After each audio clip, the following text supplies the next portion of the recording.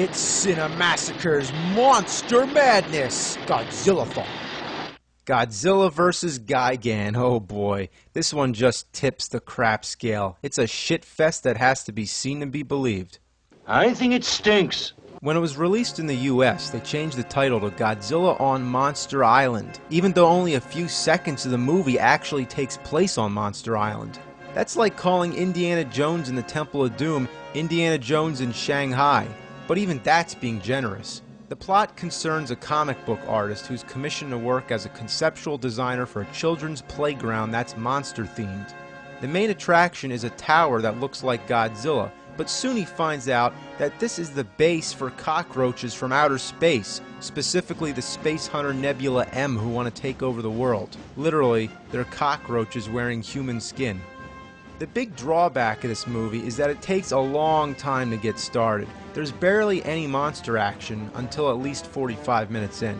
Two jewels in outer space burst into flame and out come King Ghidorah and Gigan. It's like, thank God something's happening. Ghidorah looks really bad when he's flying. It looks like he's a stiff plastic model. If you're as big as a nerd as I am, you might be wondering how Ghidorah can be alive. Wasn't he killed at the end of Destroy All Monsters? Yeah, they stomped the shit out of him and put him in the ground. Well, you're even more of a nerd if you want to know the answer. Well, Destroy All Monsters took place in the future. This one we can assume is back in the present time, before Ghidorah was killed. So you might think including one of the best Godzilla villains would lift the presence of this awful movie, which he does, but lots of what we see is nothing but recycled footage from earlier Godzilla films. Even if the lighting doesn't match and that the Godzilla costume's different, it's shameless stock footage. At least we get to see Godzilla get blasted in the balls again. That's pretty funny. But let's talk about Gigan.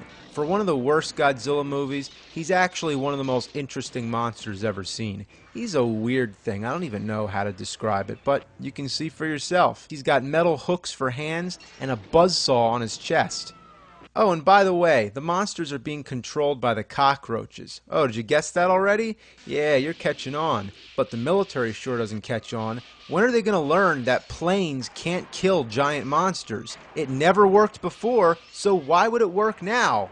So Godzilla comes to save the day, and he brings with him sidekick Anguirus. And as if this movie hasn't already been pretty strange, the monsters start talking. Hey, Godzilla! What do you want? Something funny going on. You better check. Oh, yeah. Hey, Aquila, come on. There's a lot of trouble ahead.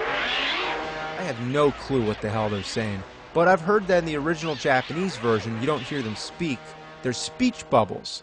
Kind of fits the comic book theme, but what asshole decided that they needed to actually talk?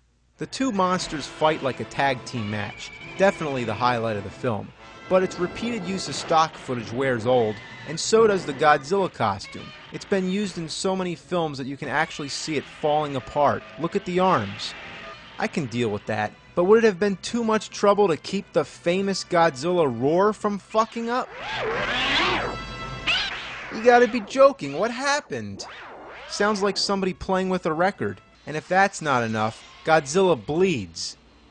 Come on, Anguirus, don't step in the saw, you dumb shit. Oh, come on, was that necessary? 'Cause all the gratuitous bloodshed and swearing. You're a hard bitch. This one is a drastic change in pace from Godzilla's Revenge and Godzilla vs. the Smog Monster. Is it for kids, adults, or people on drugs?